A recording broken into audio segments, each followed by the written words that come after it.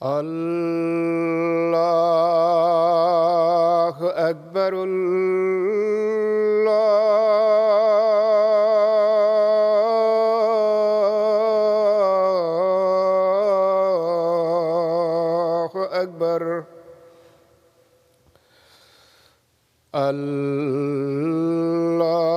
الله أكبر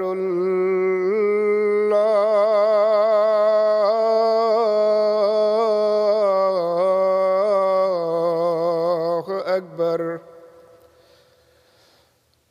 أشهد أن لا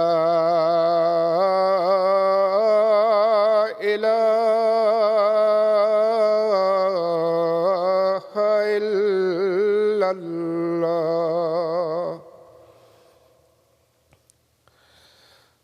أشهد أن لا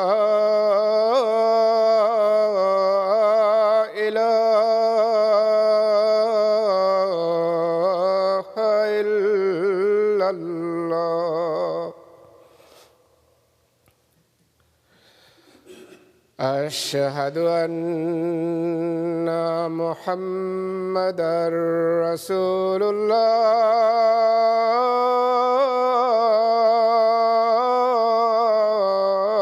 الله أشهد أن محمدًا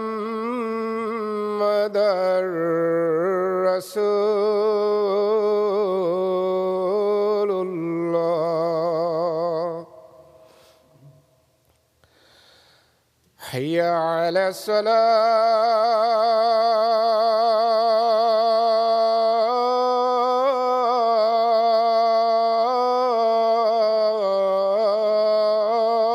الصلاة حي على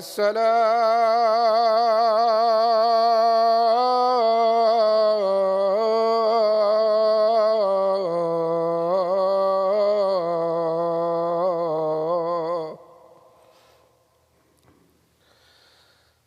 حي على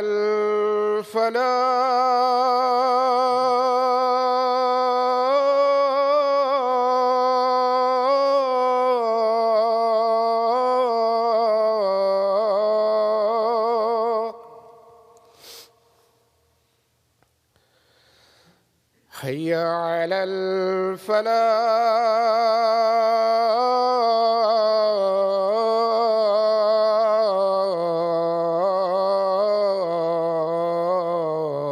الفلاح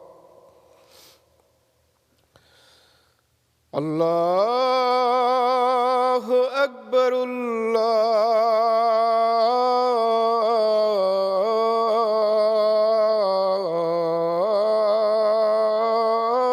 الله أكبر لا إله إلا الله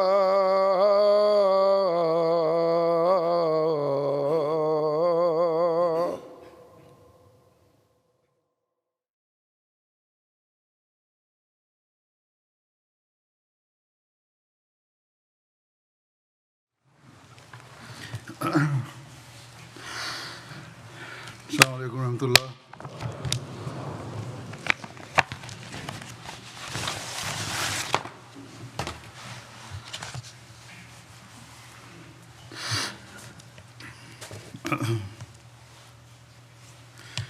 أشهد أن لا إله إلا الله وحده لا شريك له وأشهد أن محمدًا عبده ورسوله أما بالله من الشيطان الرجيم بسم الله الرحمن الرحيم الحمد لله رب العالمين الرحمن الرحيم مالك يوم الدين إياك نعبد وإياك نستعين اهدنا الصراط المستقيم صراط الذين أنعمت عليهم غير المغضوب عليهم ولا الضالين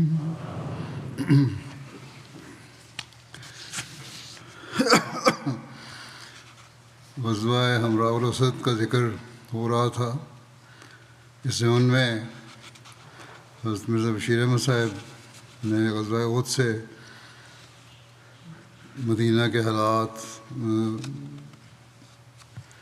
اور حمراء الاسد کا ذکر کرتے ہوئے احد سے واپسی مدینہ اور وہاں حمراء الاسد کے حالات کو ذکر کرتے ہوئے مختلف تاریخ کی کتابوں سے جو اخذ کیا ہے وہ بیان کرتا ہوں۔ لکھتے ہیں کہ یہ رات یعنی جنگ احد سے لوٹنے کے بعد کی رات ایک سخت خوف کی رات تھی، کیونکہ باوجود اس کے کہ بظاہر لشکر قریش نے مکہ کی راہ لے لی تھی، یہ اندیشہ تھا کہ ان کا یہ فعل مسلمانوں کو غافل کرنے کی نیت سے نہ ہو، اور ایسا نہ ہو کہ وہ اچانک لوٹ کر مدینہ پر حملہ آور ہو جائیں۔ لہذا اس رات کو مدینہ میں پہرے کا انتظام کیا گیا اور حضرت صلی اللہ علیہ وسلم کے مکان کا خصوصیت سے تمام رات صحابہ نے پہرا دیا۔ صبح ہوئی تو معلوم ہوا کہ یہ اندیشہ محض خیالی نہ تھا، کیونکہ فجر کی نماز سے قبل حضرت صلی اللہ علیہ وسلم کو اطلاع پہنچی کہ قریش کا لشکر مدینہ سے چند میل جا کر ٹھہر گیا ہے اور رؤسائے قریش میں سرگرم بحث جاری ہے کہ اس فتح سے فائدہ اٹھاتے ہوئے کیوں نہ مدینہ پر حملہ کر دیا جائے، اور بعض قریش ایک دوسرے کو طعنہ دے رہے ہیں کہ نہ تم نے محمد صلی اللہ علیہ وسلم کو قتل کیا، نہ مسلمان عورتوں کو لونڈیاں بنایا، نہ ان کے مال و متاع پر قابض ہوئے، بلکہ جب تم ان پر غالب آئے اور تمہیں یہ موقع ملا کہ تم کو ان کو ملیہ میٹ کر دو تو تم انہیں یوں ہی چھوڑ کر واپس چلے گئے تاکہ وہ پھر زور پکڑ جائیں۔ بس اب بھی موقع ہے کہ واپس چلو اور مدینے پر حملہ کر کے مسلمانوں کی جڑ کاٹ دو۔ اس کے مقابلے میں دوسرے یہ کہتے تھے کہ تمہیں ایک فتح حاصل ہوئی ہے، اسے غنیمت جانو اور واپس لوٹ چلو، ایسا نہ ہو کہ یہ شہرت بھی کھو بیٹھو اور یہ فتح شکست کی صورت میں بدل جائے،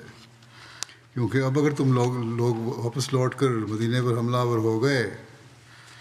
تو یقیناً مسلمان جان توڑ کر لڑیں گے، اور جو لوگ احد میں شامل نہیں ہوئے وہ بھی میدان میں نکل آئیں گے۔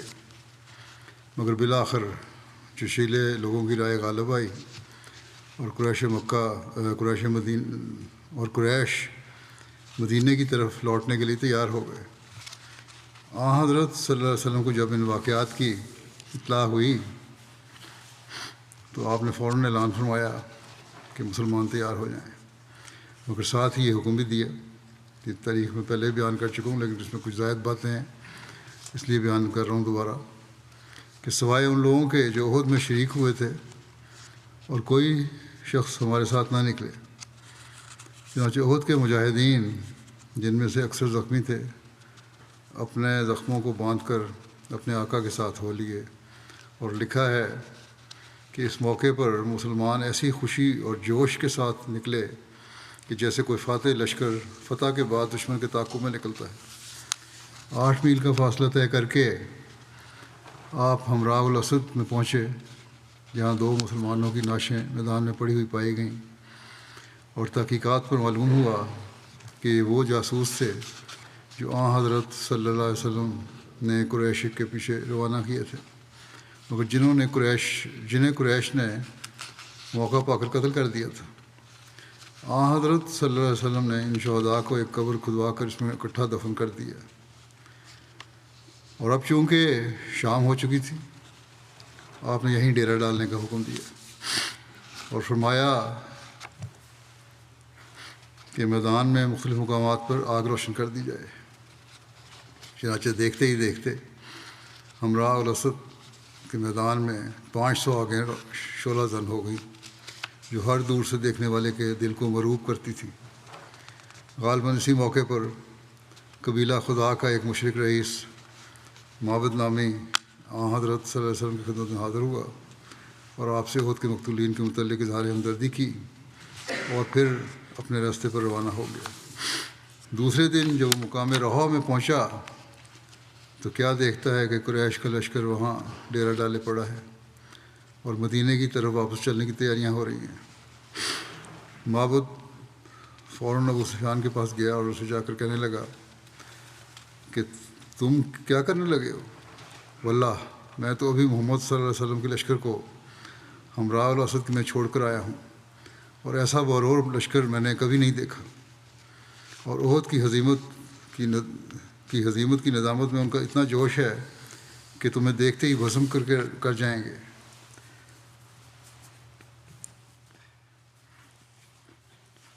ابو سفیان اور اس کے ساتھیوں پر معبد کی ان باتوں سے ایسا رو پڑا کہ وہ مدینہ کی طرف لوٹنے کا ارادہ ترک کر کے فوراً مکے کی طرف روانہ ہو گئے۔ حضرت صلی اللہ علیہ وسلم کو لشکر قریش کی اس طرح بھاگ نکلنے کی اطلاع موصول ہوئی تو آپ نے خدا کا شکر کیا اور فرمایا کہ یہ خدا کا رعب ہے جو اس نے کفار کے دلوں پر مسلط کر دیا تھا۔ اس کا تفصیلی بیان جیسا کہ میں نے کہا میں پہلے بھی کر چکا ہوں، یہ خلاصہ تھا اس کا۔ اس کے بعد یعنی آپ صلی اللہ علیہ وسلم نے ہمراہ الاسد میں 2-3 دن اور قیام فرمایا۔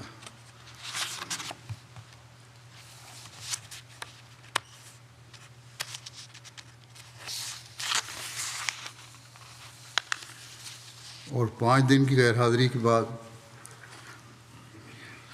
مدینہ میں واپس تشریف لے آئے۔ اس مہم میں قریش کے 2 سپاہی جن میں سے ایک غدار اور دوسرا جاسوس تھا مسلمانوں کے ہاتھ قید ہوئے،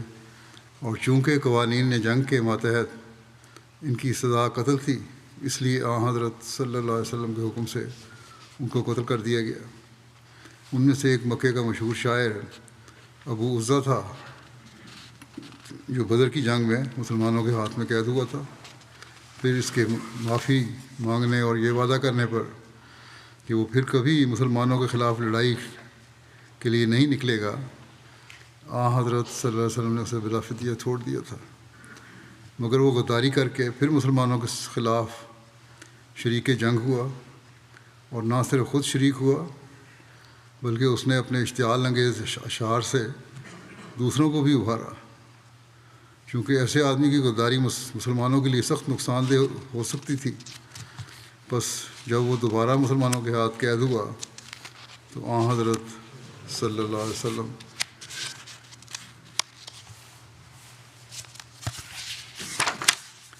نے اس کے قتل کیے جانے کا حکم دیا۔ ابو حذہ نے پھر پہلے کی طرح زبانی معافی سے رہائی حاصل کرنی چاہی، مگر حضرت صلی اللہ علیہ وسلم نے یہ فرماتے ہوئے انکار کر دیا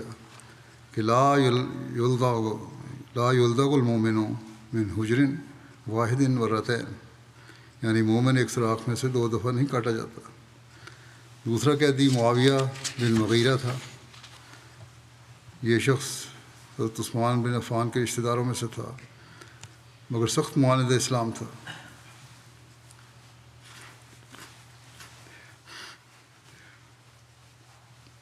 جنگ احد کے بعد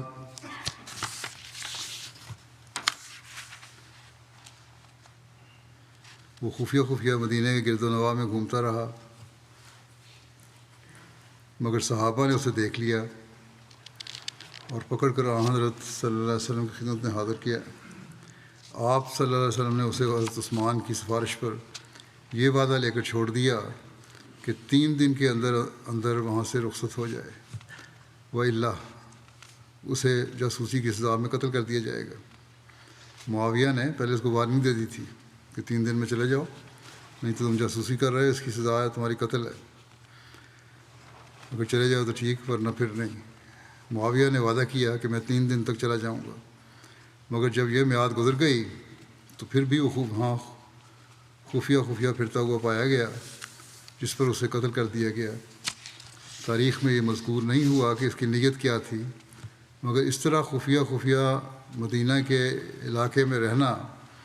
اور باوجود متنبع کر دیے جانے کے مقررہ میعاد کے اندر بھی ٹھہرے رہنا ظاہر کرتا ہے کہ وہ کسی خطرناک ارادے سے وہاں ٹھہرا ہوا تھا،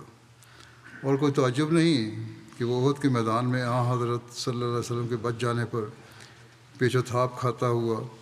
مدینے میں آپ صلی اللہ علیہ وسلم کے خلاف کوئی بد ارادہ لے کر آیا ہو، اور یہود یا منافقین مدینہ کی سازش ہے کوئی مخفی وار کرنا چاہتا ہو، مگر خدا تعالیٰ نے حفاظت فرمائی اور اس کی تجویز کارگرنا ہوئی۔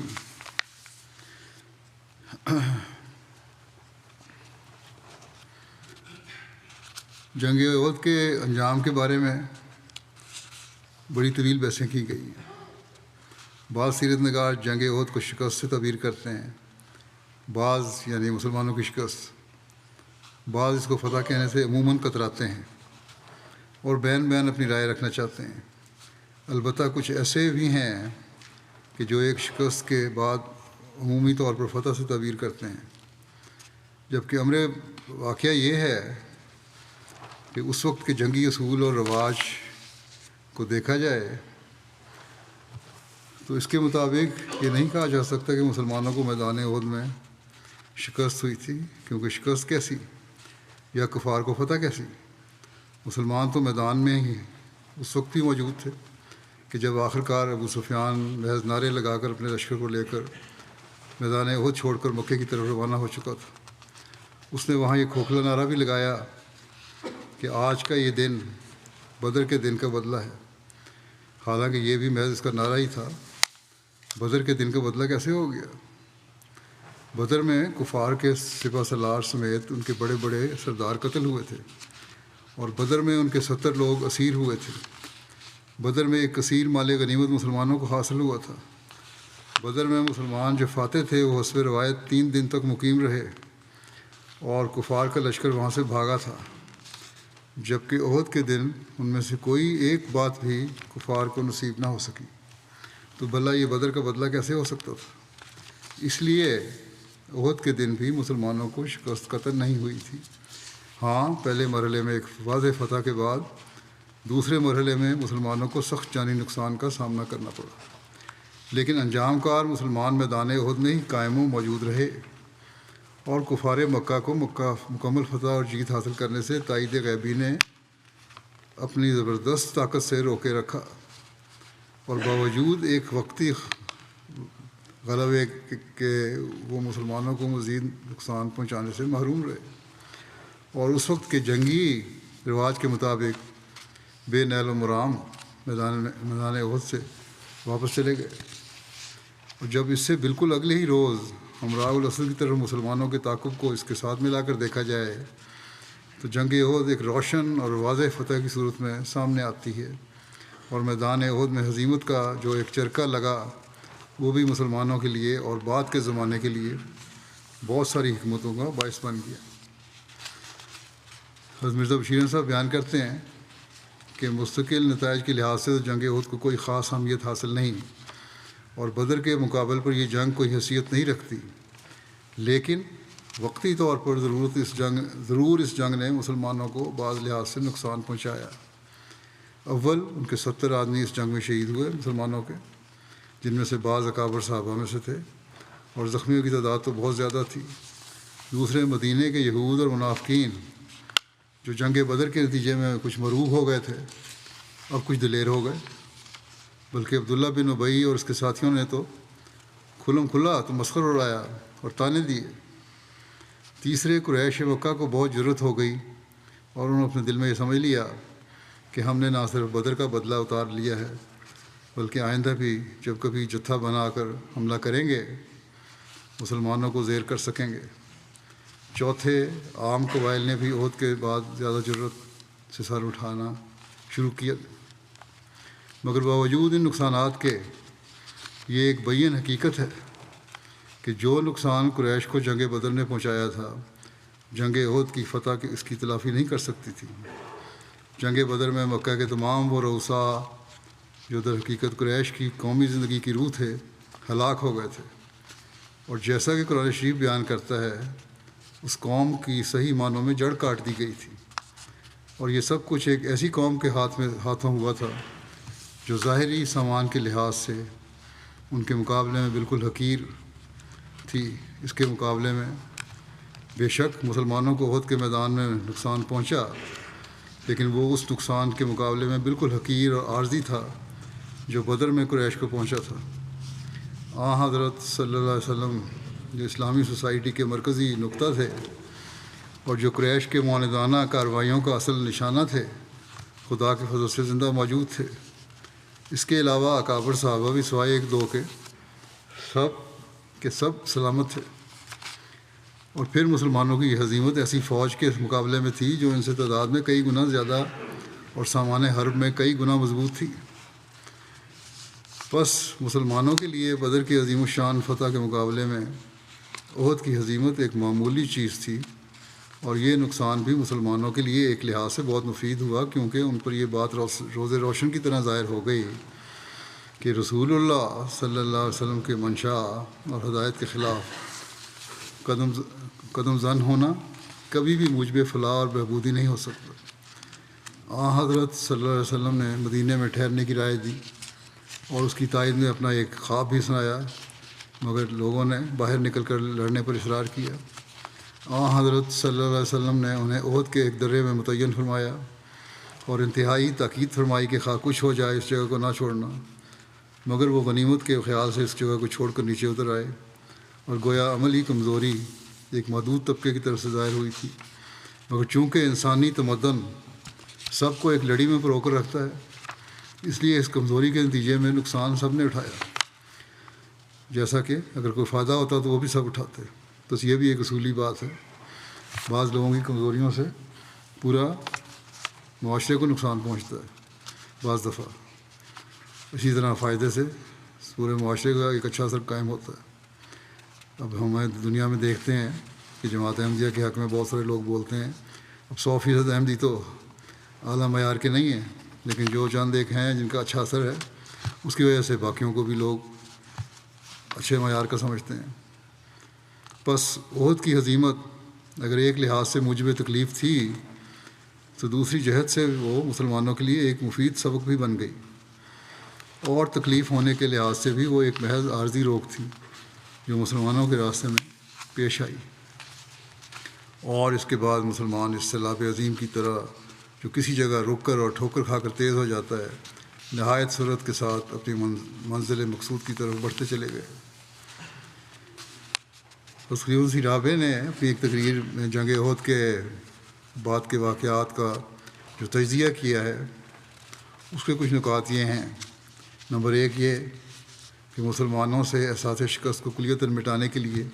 اس سے بہتر اور کوئی قدم ممکن نہ تھا کہ انہیں بلا توقف عرصۂ نو مقابلے کے لیے میدان قتل میں لے جایا جاتا۔ نمبر 2 یہ کہ تازہ دم نوجوانوں اور نئے مجاہدین کو ساتھ چلنے کی اجازت نہ دے کر حضرت صلی اللہ علیہ وسلم نے قطعی طور پر یہ ثابت کر دیا کہ آپ ظاہری اسباب پر بھروسہ نہیں کرتے تھے، بلکہ اپنے اس دعوے اور یقین پہ سچے تھے کہ آپ کا اصل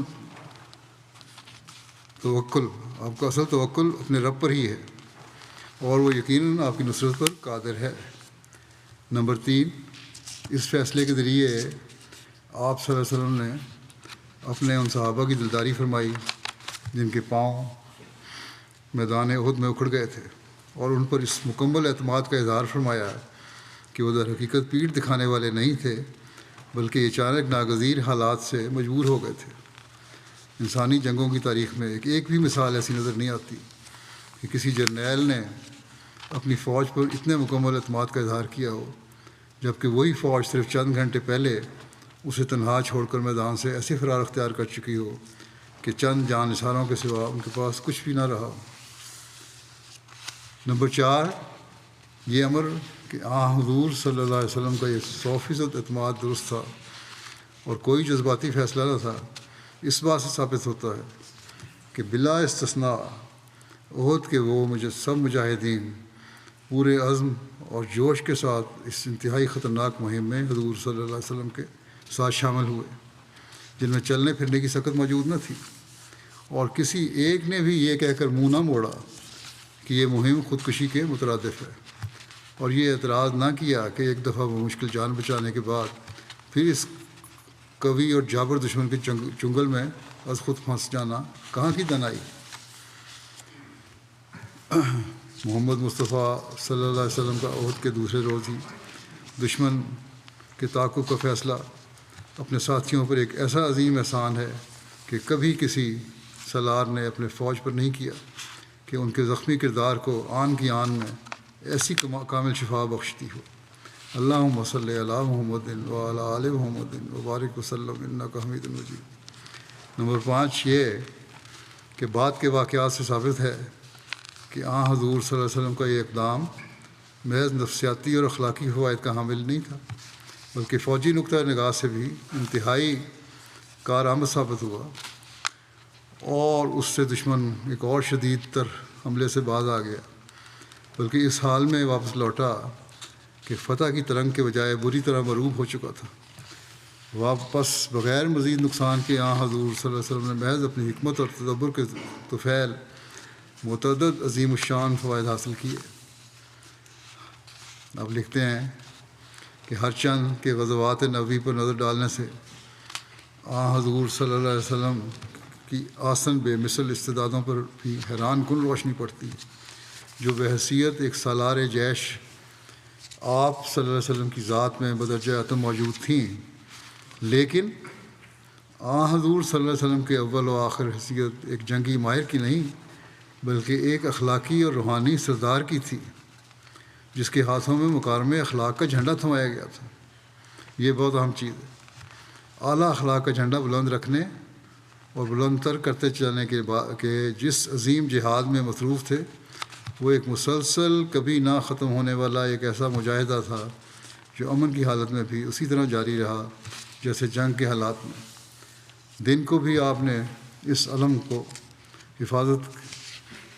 کی حفاظت کی اور رات کو بھی۔ دشمن بارہا آپ صلی اللہ علیہ وسلم کو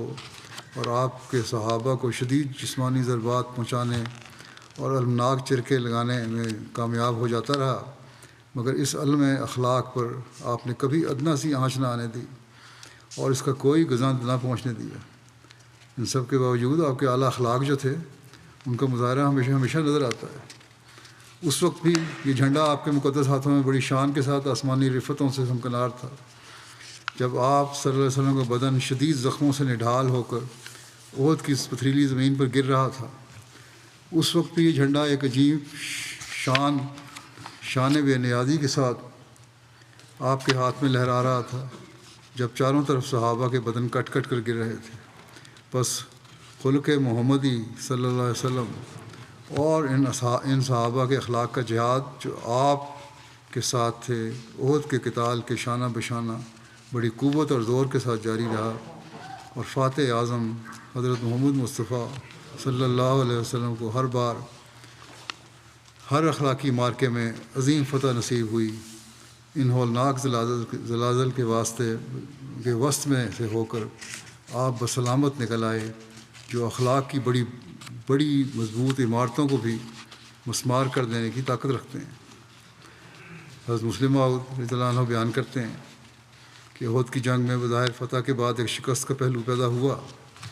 مگر یہ جنگ در حقیقت محمد رسول اللہ صلی اللہ علیہ وسلم کی صداقت کا ایک بہت بڑا نشان تھا۔ اس جنگ میں رسول کریم صلی اللہ علیہ وسلم کی پیش گوئی کے مطابق مسلمانوں کو پہلے کامیابی نصیب ہوئی، پھر رسول اللہ صلی اللہ علیہ وسلم کی پیش گوئی کے مطابق آپ کے عزیز چچا لڑائی میں مارے گئے، پھر رسول اللہ صلی اللہ علیہ وسلم کی پیش گوئی کے مطابق شروع حملے میں کفار کے لشکر کا علم بردار مارا گیا، پھر رسول کریم صلی اللہ علیہ وسلم کی پیشگوئی کے مطابق خود آپ بھی زخمی ہوئے اور بہت سے صحابہ شہید ہوئے۔ اس کے علاوہ مسلمانوں کو ایسے اخلاص اور ایمان کا مظاہرہ کرنے کا موقع ملا جس کی مثال تاریخ میں اور کہیں نہیں ملتی۔ اس بات کو بیان فرماتے ہوئے کہ جنگ احد بڑی بھاری فتح تھی، اس جنگ کے بعد حضرت صلی اللہ علیہ وسلم کا تعلیم و تربیت کے کام کو دوبارہ شروع فرمانا کس طرح ہوا۔ حضرت مسلم موعود فرماتے ہیں کہ اس لڑائی میں بہت سے مسلمان مارے بھی گئے، بہت سے زخمی بھی ہوئے، لیکن پھر بھی احد کی جنگ شکست نہیں کہلا سکتی۔ یہ ایک بہت بڑی فتح تھی، ایسی فتح کہ قیامت تک مسلمان اس کو یاد کر کے اپنے ایمان کو بڑھا سکتے ہیں اور بڑھاتے رہیں گے۔ مدینے پہنچ کر آپ نے پھر اپنا اصل کام یعنی تربیت اور تعلیم اور اصلاح نفس کا شروع کر دیا، مگر آپ یہ کام سہولت اور آسانی سے نہیں کر سکے۔ احد کے واقعے کے بعد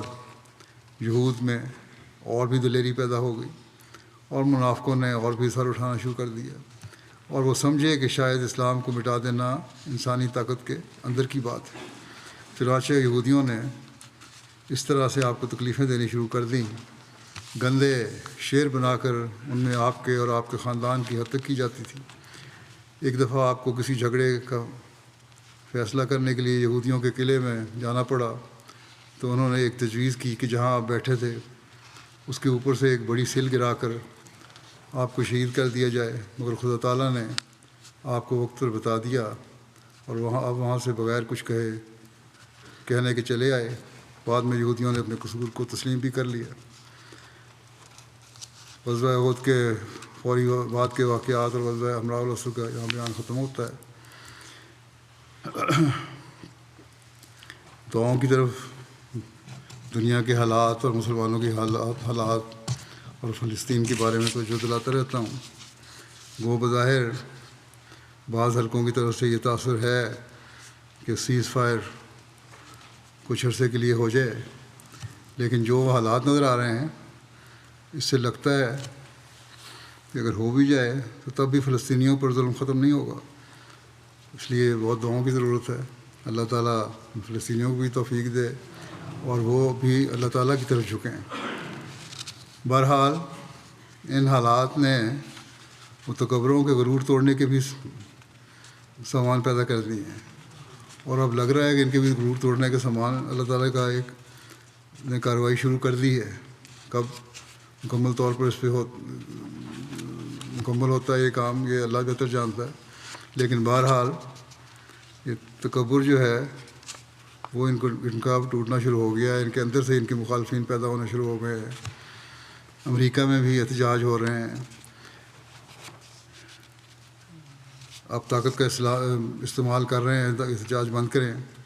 لیکن پھر یہ چنگاریاں بھڑکیں گی، عارضی طور پر رکیں گی بھی تو پھر بھڑک جائیں گی۔ اللہ تعالیٰ دنیا کی بڑی طاقتوں کو عقل دے اور انصاف سے کام لیں۔ اپنے لیے اور اصول ہیں ان کے، اور دوسروں کے لیے، اور یہی چیز جو ہے پھر ایک وقت میں آ کے یو این کے ٹوٹنے کا باعث ہی بن جائے گی۔ دوسری دعا اس کے لیے میں کچھ کہنا چاہتا ہوں وہ اپنے لیے ہے۔ ایک عرصے سے مجھے دل کے والو کی تکلیف تھی، ڈاکٹر پروسیجر کہا کرتے تھے لیکن میں ٹالتا رہتا تھا۔ اب ڈاکٹروں نے کہا کہ مزید انتظار مناسب نہیں ہے، ایسی سٹیج آ گئی ہے۔ چنانچہ ان کے کہنے پر گزشتہ دنوں والو کی تبدیلی کا پروسیجر ہوا، الحمدللہ ٹھیک ہو گیا، اور اس لیے میں چند دن ڈاکٹروں کے ہدایت کے مطابق مسجد بھی نہیں آ سکا۔ جیسا کہ میں نے کہا اللہ تعالیٰ کے فضل سے ڈاکٹر کہتے ہیں کہ میڈیکلی اب جو پروسیجر ہونا تھا وہ کامیاب ہے اللہ کے فضل سے۔ دعا کریں کہ اللہ تعالیٰ نے جتنی بھی زندگی دینی ہے فعال زندگی عطا فرمائے۔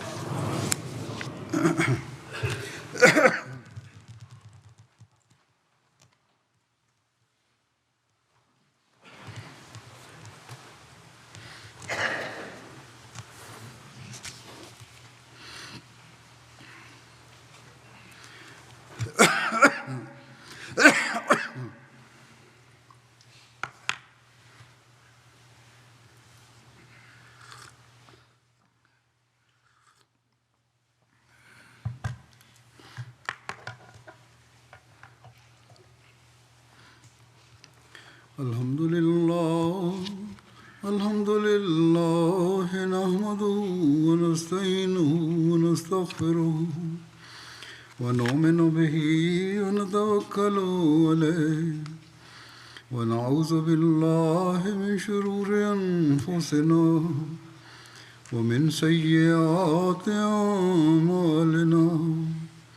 من يهده الله فلا مضل له